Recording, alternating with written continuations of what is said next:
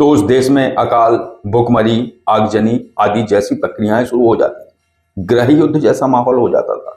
जनता आपस में लड़ना शुरू हो जाती थी। राजा का बहिष्कार हो जाता था। सेना में असंतोष फैल जाता था। ये कर कौन रहा था? ये करते थे प्रेत, बेताल आदि, जो राजा विक्रमादित्य ने अपनी जो है सिद्धियों में सम्मिलित कर रखा था। आप अगर गुप्त में जाके इन चीजों का अध्ययन करेंगे तो आपको चीजें समझ आएंगी। राजा विक्रमादित्य राजा तो थे ही, एक उच्च कोटि के तांत्रिक भी थे। जय श्री महाकाल आदेश। तो आज की चर्चा का जो विषय है वो बड़ा सरल भी है और सहज भी है। तो आज चर्चा करते हैं तंत्र साधना पर।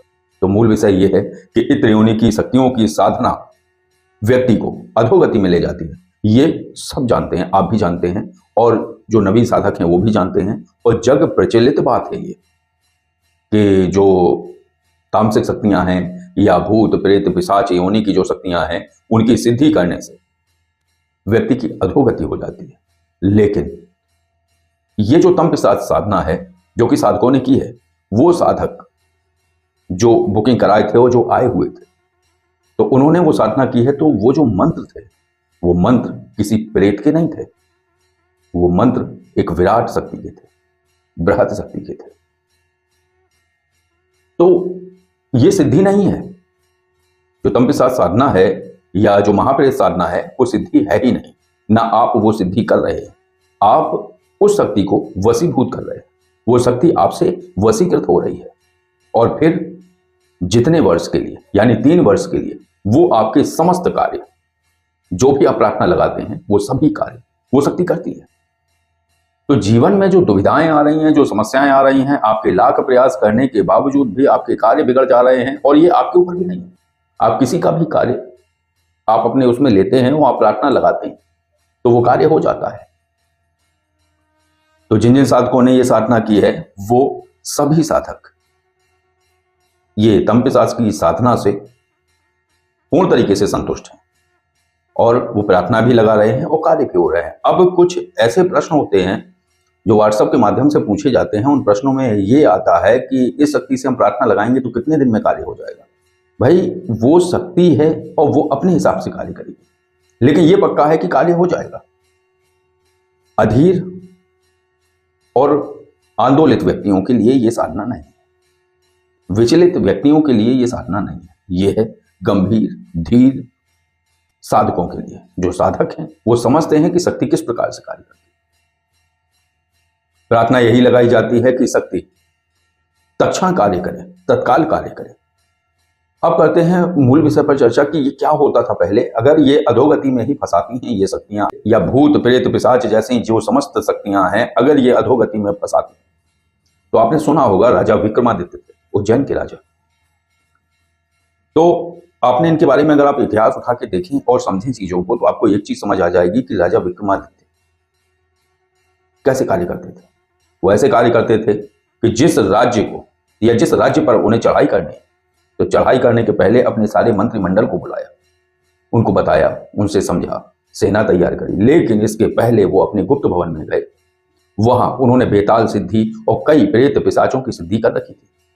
तो वो सबसे पहले उन सबको आदेश दे देते थे कि जाओ और उस राज्य को और उस राजा को कमजोर कर दो कि वो युद्ध में हमारे लायक ना रहे।